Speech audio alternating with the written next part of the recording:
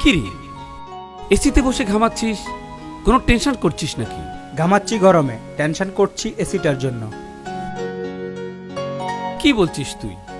এসিতে বসলে দুনিয়ার সব টেনশন গায়েব হয়ে যায়, আর তুই এসি নিয়ে টেনশন করছিস?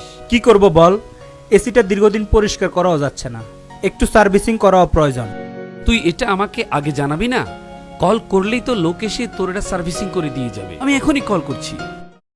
Air care refrigeration. এসি কেনার 2-1 বছরের মাথায় আপনার এসির কি হাওয়া কমে গেছে? ধুলা ময়লা জমে এসির ক্ষমতা কমে গেছে? এসির উপরের অংশে ফিল্টারের উপরে ময়লা দেখা যায় না, কিন্তু এটি খোলা হলে ভিতরে অনেক ধুলা ময়লা আপনি দেখতে পাবেন। এগুলো পরিষ্কার না করে ধুলাবালি জমতে জমতে একসময় আপনার এসিটি একেবারে নষ্ট হয়ে যাবে। তাই জেনে নিন, কেন আপনার এসি সার্ভিসিং প্রয়োজন। এসির মধ্যে জমে থাকা ময়লাগুলো খুবই ক্ষতিকর, যা দীর্ঘদিন থাকলে লিক হওয়ার সম্ভাবনা রয়েছে। রুলার ফ্যানে ময়লা থাকলে দ্রুত ঠান্ডা বাতাস প্রবেশ করে না, ফলে রুম ঠান্ডা হতে অনেক সময় লেগে যায় এবং কারেন্ট বিল বেশি ওঠে। এ ময়লা থাকার ফলে ইনডোর চেম্বারে আইসে জমবে, ফলে এসি বন্ধ হয়ে যাবে। এছাড়াও কম্প্রেসরের নানাবিধ সমস্যা দেখা দিতে পারে, যেমন কম্প্রেসর ওভারটিএফ কম্প্রেসর লেস পাম্পিং এর হাত থেকে রক্ষা পাবে না। কম্প্রেসরের সমস্যা থাকার কারণে এসি চলবে কিন্তু রুম ঠান্ডা হবে না এবং ধীরে ধীরে এসিটি অকেজো হয়ে যাবে।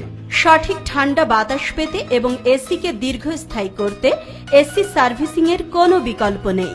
তাই এসির যথাযথ সুফল পেতে এবং এসি সব সময় পরিষ্কার রাখতে আমাদের কাছে কল করুন। আমাদের দক্ষ টেকনিশিয়ান আপনার এসিটিকে সম্পূর্ণ পরিষ্কার করে নতুনের মতো করে দিবে।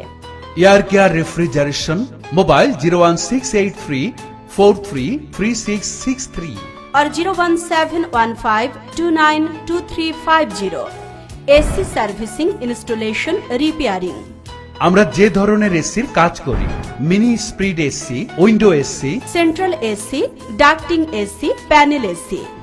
আমাদের ইমেল করতে পারেন info.aircare.bd@gmail.com।